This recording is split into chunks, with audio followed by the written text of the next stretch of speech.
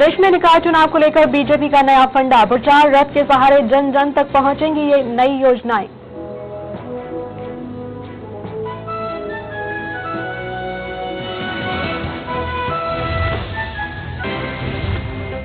प्रदेश में निकाय चुनाव को लेकर गरमाई राजनीति, बीजेपी के घोषणा पत्र पर कांग्रेस ने साधा निशाना। कटारे ने कहा, अभी तक पहले वादे पूरे नहीं, आगे क्या होगा।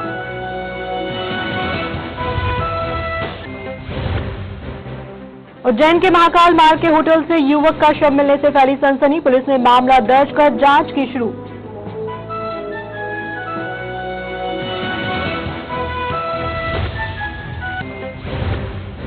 और शनिश्चरी अमावस्या पर शनि मंदिर में उमड़ा जनसैलाब, श्रद्धालुओं ने श्रद्धा भावना से की पूजा, शनि को किया खुश।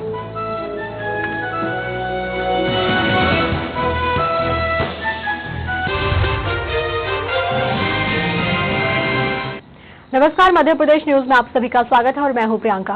तो प्रदेश में निकाय चुनाव को लेकर बीजेपी ने अब कमर कस ली है। अब प्रचार रथ द्वारा लोगों को सरकार की योजनाओं के बारे में बताया जाएगा। 11 प्रचार रथ पूरे मध्य प्रदेश में मुख्यमंत्री द्वारा की गई घोषणाओं को जनता तक पहुंचाने का कार्य करेंगे। आपको बता दें, इस अवसर पर बीजेपी के प्रदेश अध्यक्ष नंद कुमार सिंह चौहान ने कहा कि वचन है शिवराज का नगर नगर विकास का।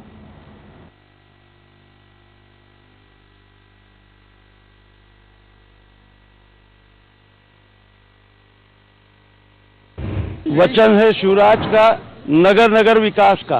पूरे मध्य प्रदेश भर में हमारे मुख्यमंत्री का तूफानी दौरा चल रहा है। वो नगर निगम और नगर पालिका तक पहुंच रहे हैं, लेकिन नगर परिषद के हमारे लोगों की ये मांग थी कि मुख्यमंत्री जी हमारे नगर तक भी पहुंचे। वहां तक मुख्यमंत्री जी का पहुंचना संभव नहीं था, तो ये प्रचार रथ के माध्यम से मुख्यमंत्री जी का संदेश नगर परिषद के जनता तक पहुंचेगा। नेता प्रतिपक्ष सत्यदेव कटारे ने बीजेपी के जारी किए गए घोषणा पत्र पर कटाक्ष किया है और कहा है कि मुख्यमंत्री चौहान ने पूर्व 5 साल जो घोषणा की थी वही घोषणा इस बार भी कर रहे हैं। साथ उन्होंने कहा कि मुख्यमंत्री 5 साल पहले की घोषणा तो पूरी नहीं कर पाए, तो आने वाले 5 सालों में क्या करेंगे।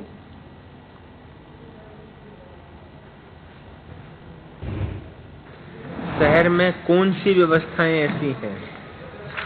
क्या शहर में पब्लिक ट्रांसपोर्ट सही किया है? क्या शहर में पेयजल व्यवस्था सही की है? नॉट ओनली भोपाल, हम शहरों की बात कर रहे हैं। शहरों में कौन सी व्यवस्थाएं सही की हैं और कौन सी व्यवस्थाएं सही कर देंगे? भोपाल में डेंगू भयानक फैला हुआ है, जो शहरी बीमारी है जिसको रोकना चाहिए। भोपाल समेत और शहरों में भी फैला हुआ है। महाकाल मार्ग पर स्थित होटल में एक युवक का शव खून से लथपथ मिलने के बाद सनसनी फैल गई है। आपको बता दें, हत्यारों ने धारदार हथियार से ही युवक की हत्या को अंजाम दिया है। युवक बिहार का रहने वाला था और पिछले कई महीनों से होटल में रह रहा था। मौके पर पहुंची पुलिस ने मामला दर्ज कर लिया है और शव को पोस्टमार्टम के लिए भेज दिया है।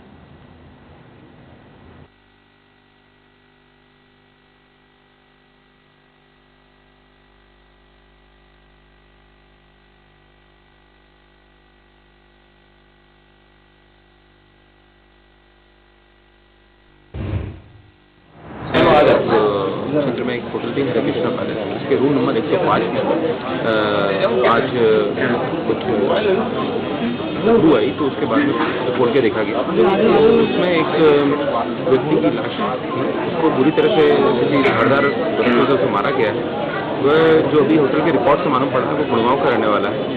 उसका बारे में और पता लगाया जा रहा है कि वो यहाँ पे बताया जा रहा है कि वो पिछले 2 महीने से रह रहा था और 18 तारीख से वो होटल से बाहर नहीं निकला है। तो संभवतः ये 48 से 72 घंटे के बीच की वारदात है और पुलिस अभी प्राथमिक कार्रवाई कर रही है। क्या नाम है सर इसका? दीपक कुमार। अब वो लिखा है थोड़ा बेड के नीचे डेड बॉडी डिकम्पोज कंडीशन में मिली थी। उसमें काफ़ी रीडिंग भी है और दीवारों पे भी अभी तो हम मेडिकल टीम का वेट कर रहे हैं। मेडिकल टीम आएगी, हम लोग की जाँच करेंगे, फिंगरप्रिंट। ये व्यक्ति अक्सर यहाँ पे आता था, इसी होटल में इसी कमरे में आके रुकता था। हमने चेक कर रहे हैं कि वो किसी काम से यहाँ अक्सर आता था और 15 दिन तक 20 दिन तक यहाँ पे रुकता था। अभी पिछले किस समय एंट्री है उसकी, कब से रुका हुआ ये है? पिछले 27-28 सितंबर से रुका हुआ है। सर प्रथम दृष्टया क्या लग रहा है, क्या प्रथम दृष्टया तो अभी जांच चल रही है उसमें मर्डर का लग रहा है। बस वो जिस तरीके से बेड के नीचे मिला है और दीवारों पर उनकी सीटें भी हैं, ऊपर तक सीटें पहुँचे हैं, ऐसा है कि मर्डर की। शनिवार का दिन शनिचरी अमावस्या को और भी खास बना देता है। जी हां, शनिवार को उज्जैन के त्रिवेणी घाट शनि मंदिर में भक्तों का सैलाब देखा गया। शनिचरी अमावस्या पर उज्जैन के साथ साथ देश भर से कई श्रद्धालु यहां पहुंचे। दूर दूर से आए भक्त शनि के प्रकोप से बचने के लिए और पनौती उतारने के लिए यहां पहुंचते हैं। मान्यता है कि यहां शिप्रा नदी में डुबकी लगाने से सारी पनौती और बुरा असर भी खत्म होता है। श्रद्धालु शनिचरी अमावस्या तक भक्त शनि महाराज की पूजा कर पुण्य कमा लेते हैं।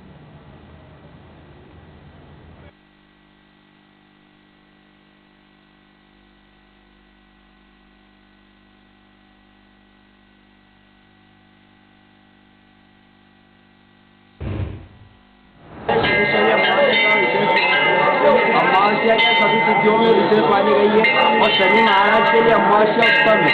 और शनिश्चरी अमावस्या शनिवार के दिन आने वाली अमावस्या को शनिश्चरी अमावस्या हम कहते हैं। ये त्रिवेणी शनि मंदिर जो राजा शनि विराजमान है।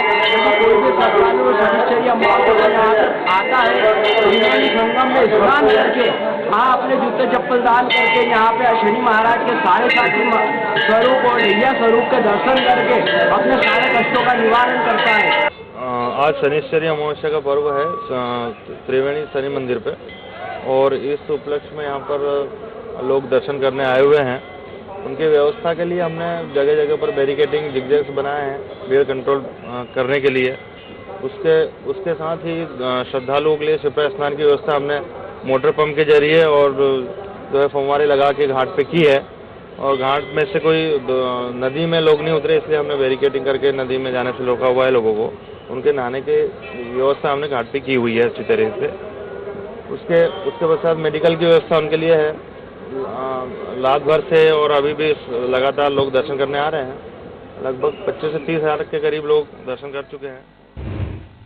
तो उज्जैन में एक ऐसे दिल दहला देने वाला मामला सामने आया है जहां एक व्यक्ति की लाठियों और पत्थर से बेरहमी से हत्या की गई है। आपको बता दें कि मृतक दिनेश फल मंडी में चौकीदारी का काम करता था और घटना के बाद चिमनगंज पुलिस ने आरोपी को अपनी गिरफ्त में लिया है। पुलिस पूछताछ में आरोपी ने स्वीकार किया है कि दिनेश से उसका पुराना विवाद चल रहा था, जिसके चलते उसने घिनौनी वारदात को अंजाम दिया।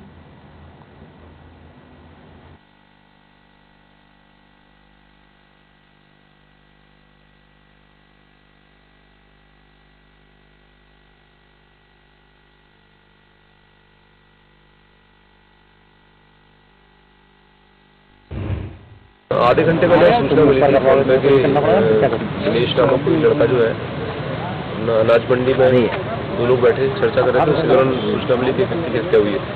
मौके जब जाके देखा तो ब्लड के कुछ सैंपल मिले, मौके पर ब्लड पड़ा हुआ है।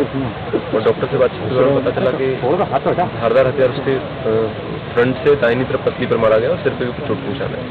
तो पूरी डिटेल जानकारी तो पीएम रिपोर्ट या प्री एमएलसी जब रिपोर्ट आएगी उसके बाद क्लियर हो पाएगा। और कुछ लोगों ने संदिग्ध व्यक्ति के नाम भी बताया, उसकी तलाश कर रहे हैं हम लोग। जैसे ही कुछ क्लियर होता है हम बताते हैं। क्या घटनास्थल सब्जी मंडी के अपना अनाज मंडी के पीछे फल मंडी बताइए, वहाँ पर एक टीला वीला बना हुआ है, उसके नाले के पास के लोगों ने बताया कि बैठ कर दारू वारू पी रहे थे। वहाँ कहा सुनी में कुछ ऐसा मैटर हुआ है जी। तो शाम 7 बजे की बात है कि मंडी के भरत पिता बाबूलाल सूर्यवंशी निवासी बजरंग नगर ने आके रिपोर्ट कराया कि मेरा भांजा दिनेश,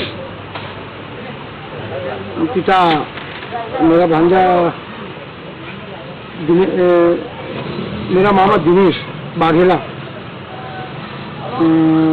तो राज उर्फ राजेंद्र पिता शिव शक्ति नगर निवासी ने लकड़ी से मारा, जिससे उसको सर में चोट आई और मैं उसको अस्पताल ले गया, जहाँ डॉक्टर उसको मैं घोषित कर दिया। ये की रिपोर्ट पर अपराध क्रमांक 1016 बटे 14 धारा 302 IPC का कायम कर विवेचना में लिया गया। तो दूसरी तरफ उज्जैन के ही उंडासा में आत्महत्या का एक और मामला सामने आया है, जहां उंडासा निवासी शंकर ने सल्फास खाकर अपनी जीवन लीला समाप्त कर ली है। खुदकुशी के कारणों का पता लगाने के लिए चिमनगंज पुलिस ने मामला दर्ज कर जांच शुरू कर दी है।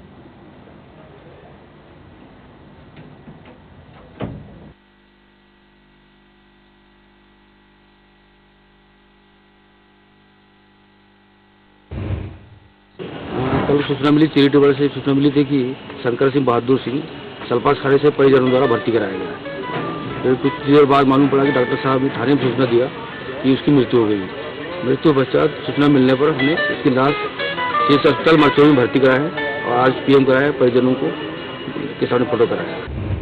दूसरी तरफ उज्जैन में बदमाशों के हौसले इस कदर बुलंद हैं कि आम निवासी भी अब इनसे परेशान है। MIT इंजीनियरिंग कॉलेज की छात्रा पर बदमाशों ने लाल मिर्ची से हमला किया है। मिर्ची आंख में चले जाने के चलते लोगों ने उन्हें एक नजदीकी अस्पताल में भर्ती कराया और मौके पर पहुंची पुलिस ने लड़की के बयान दर्ज कर लिए हैं और आरोपियों की तलाश शुरू कर दी है।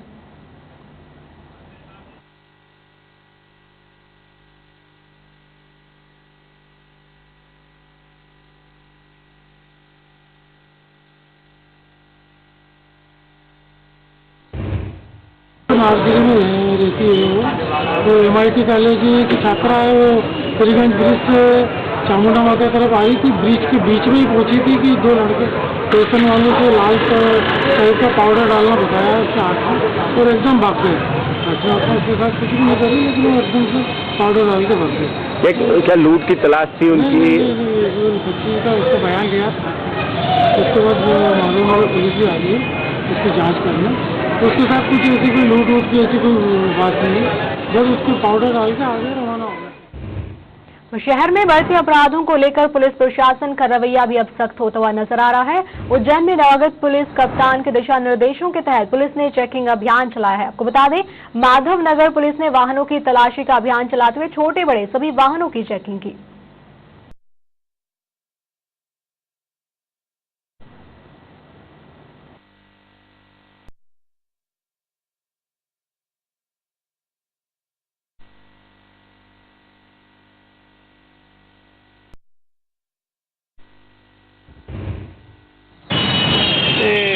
माधव नगर थाना क्षेत्र में नहीं, पूरे शहर में मुहिम चलाई जा रही है। कप्तान साहब से 1 बजे, 5 बजे से 9 बजे तक ये ट्रैफिक व्यवस्था में थाना प्रभारी स्वयं रहेंगे अपने स्टाफ के साथ और उनको गाड़ियों को पार्किंग की व्यवस्था अच्छी व्यवस्था करेंगे और आम जनता को भी समझाएंगे कि आप जो भी ट्रैफिक के नियम बने हुए उनका पालन करें और जो पट्टियाँ बनी हुई हैं उसके पट्टी के अंदर गाड़ी खड़ी करें और माने आने जाने वाले के लिए रोड साफ सुथरी रहे। उस हिसाब से हम लोग इसमें ट्रैफिक व्यवस्था में टाइम दे रहे हैं, 3 घंटा सुबह 3 घंटा शाम।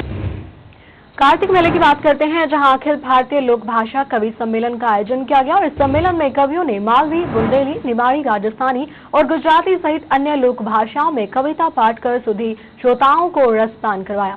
गजरे भैया, बरेली, दीपक पगारे, सनावत के साथ अन्य लोक भाषाई कवियों ने भी अपनी कविताओं का रस आस्वादन करवाया।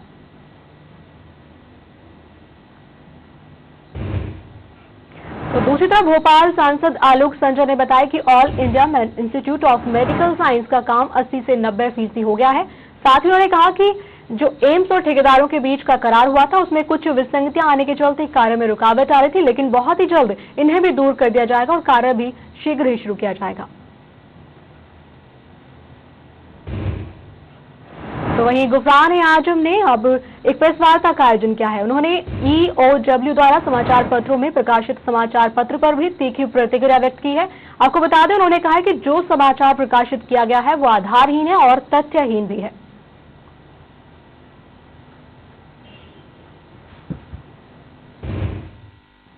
जिसने भी मुझको मेरे खिलाफ छापा है,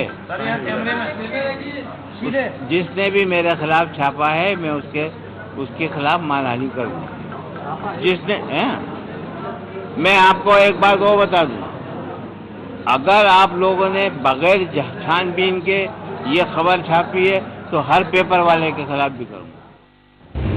कांग्रेस के प्रदेश प्रवक्ता KK मिश्रा का कहना है कि कांग्रेस पार्टी का सीधा आरोप है कि मध्य प्रदेश के राज्यपाल का संवैधानिक आवास राज्य भवन इन दिनों भारतीय जनता पार्टी का मुख्यालय बन चुका है। उन्होंने कहा कि परिश्रमण को इंदौर जबलपुर के मुख्य खंडपीठ ने शून्य घोषित किया है और उस परिश्रमण को राज्यपाल ने बीमारी की दशा में राज्य सरकार के दबाव में हूबहू जारी किया है।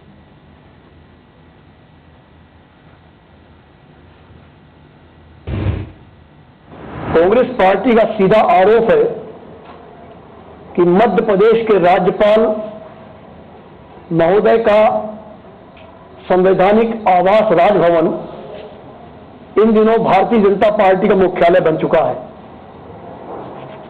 परिसीमन को चाहे वो भोपाल का हो, चाहे इंदौर का हो या जबलपुर का हो, उसे मुख्य खंडपीठ जबलपुर की माननीय उच्च न्यायालय की और इंदौर उच्च न्यायालय की खंडपीठ ने शून्य घोषित किया है। मध्य प्रदेश कर्मचारी शिक्षक कांग्रेस संघ के अध्यक्ष वीरेंद्र खोंगल ने बताया कि प्रदेश में 55,000 दैनिक वेतन भोगी कर्मचारी कार्य कर रहे हैं और इनका मासिक वेतन वृद्धि का जो मामला था वो 2008 से लंबित था, जिसका अब समाधान 2014 अक्टूबर महीने में किया गया, लेकिन अभी भी दैनिक वेतन भोगियों को उनका हक नहीं दिया जा रहा।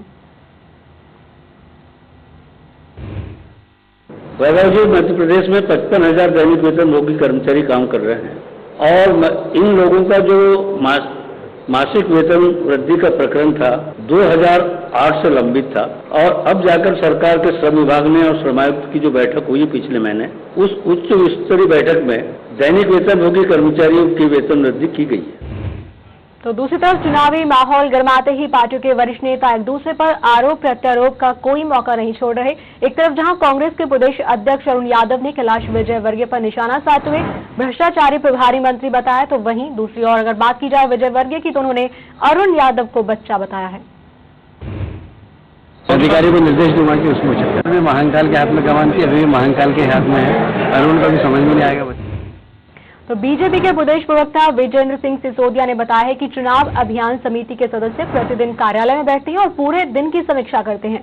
साथ ही उन्होंने कहा कि चुनाव अभियान समिति में यह तय किया गया है कि सभी नगर पालिका पंचायतों में नुक्कड़ नाटक के माध्यम से घोषणा पत्र की जानकारी दी जाएगी। तो दूसरी तरफ मनोहर सिंह वर्मा ने विभाग के चल रहे निर्माण कार्यों का निरीक्षण किया और इस दौरान एसपी ने अधिकारियों से निर्माण की गुणवत्ता और साथ ही निर्माण अवधि के बारे में भी चर्चा की।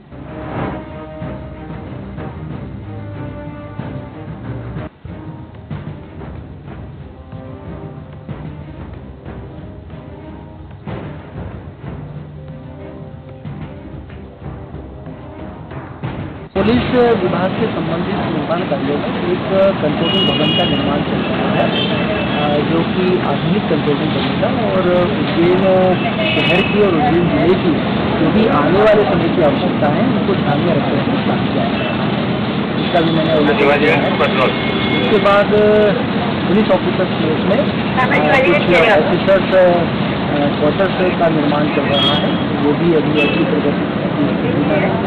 फिर ERP लाइफ में हमारे यहाँ करीब 210 पुलिस कांस्टेबल्स को रोकने के एक्सपीरियंस के साथ में एक बैरिक का निर्माण चल रहा है, वो अभी ग्राउंड लेवल के ऊपर कॉलम्स तक आ रहा है। इसके अतिरिक्त करीब 160 कांस्टेबल्स के क्वार्टर का निर्माण भी चल रहा है। इस बुलेटिन में फिलहाल इतना ही, फिर हाजिर होंगे। नमस्कार।